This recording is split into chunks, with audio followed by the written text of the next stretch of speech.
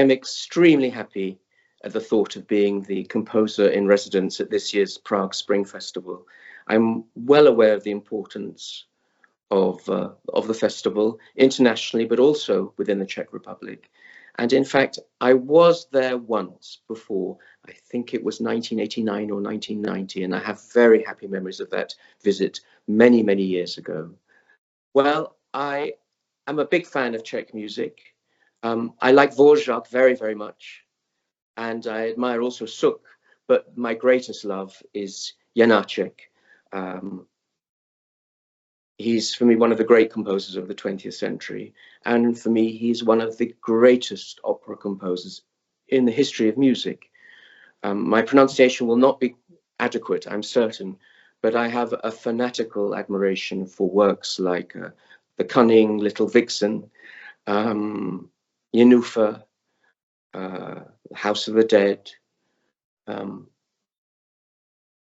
for me, though, the work I love the most, and it's really one of my favorite operas, a complete masterpiece, is Katia Kabanova. For me, that is simply one of the most beautiful, powerful and moving operas ever written. So yes, I feel a distant but very strong connection to Czech music. In May, the Ensemble Modern will be playing two pieces of mine. One of them is an early piece written in 1982 called At First Light. It's written for a medium-sized ensemble, 14 players. But the idea was that it was meant to sound like a big symphony orchestra. I wrote it when I was 22. It was written for the famous British group, the London Sinfonietta. The title relates to a magnificent painting by Turner, maybe the greatest of all British painters. And it refers to a magnificent late painting of his, which is, when you see it in the Tate Gallery in London, almost ridiculously luminous. It's quite extraordinary what he was able to do with just paint. And so this piece is in a way a homage to that magnificent image.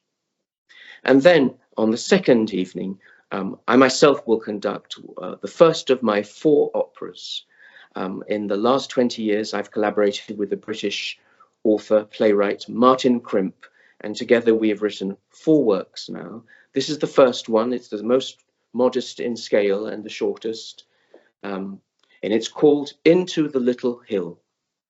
And it's a modernization of the famous story of, we call it the Pied Piper of Hamelin, the story of the magic musician who comes to the town to kill all the rats, and then the mayor of the town refuses to pay him, and then he takes away all the children. It's a very, very famous universal story by now.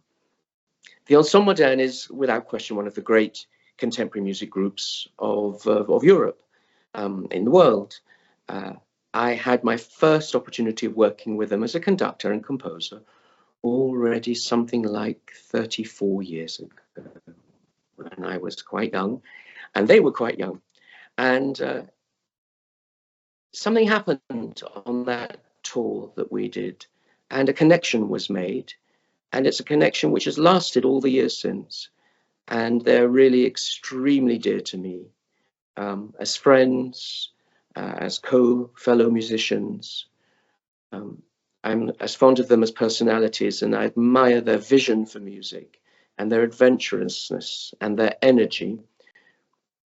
But also, maybe even more, I admire their playing, their hunger to get things right, the incomparable energy that I always feel they give in concerts.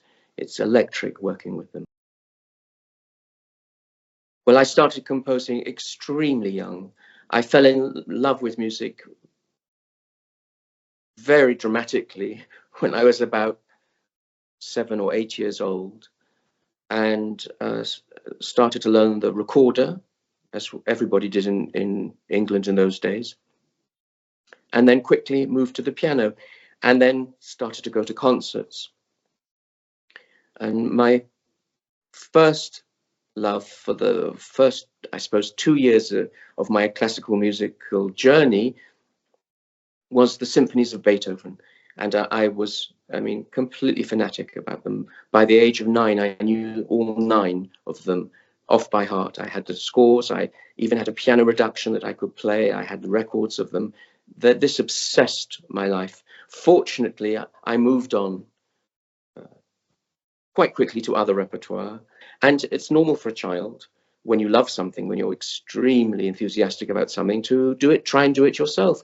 So I started composing before I really knew how to notate, before I understood anything about instruments, before I had any knowledge, and kept on going. And here I am now.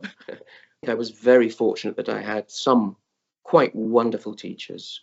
The first one I will mention is a man called Peter Gellhorn. You will not know his name, but he was a German musician. His teacher knew Brahms, I think, and he came from Berlin to London in the middle of the 1930s, escaping the Nazis. And he was my piano and composing teacher from about the age of 13 till 16.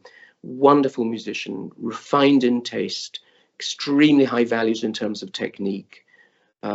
Very modest man, but a really superb musician and a wonderful teacher. And he then took me to, I really have to say, the greatest of my teachers, who was one of the central figure in my whole life, which was Olivier Messiaen, the great French composer. And I was Messiaen's youngest student at the age of 16, and I stayed with him in Paris for 2 years. And this was an incomparable experience for me. Beyond being a composer of genius and a visionary and incredibly daring composer, he was also the most wonderful and kind, gentle, sweet, and generous man.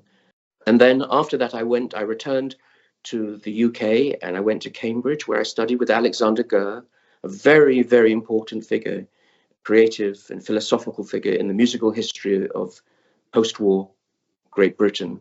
Also, extraordinary teacher, extraordinary person.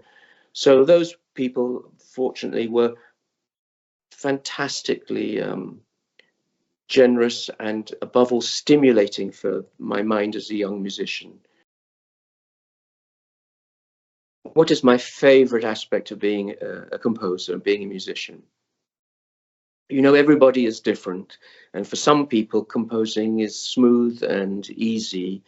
And for me, that's never really been the case, even when I was very young. I've had to be patient, and sometimes pieces can take years to reach their final state. Also, I'm fascinated by detail, and I like for things to be as near as possible to 100% right.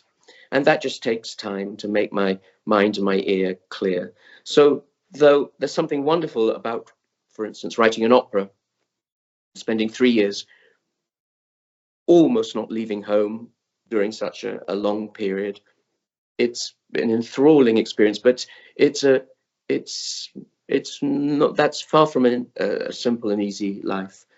So when I'm allowed out after I finish my piece, and sometimes when I will perform it, conduct it for the first time, this for me is a great thrill. And when I'm working with musicians like the Ensemble Modern or like the Mahler Chamber Orchestra, who have almost become my family, then this is a moment, can be a moment of ecstatic. It's just a wonderful, wonderful thing.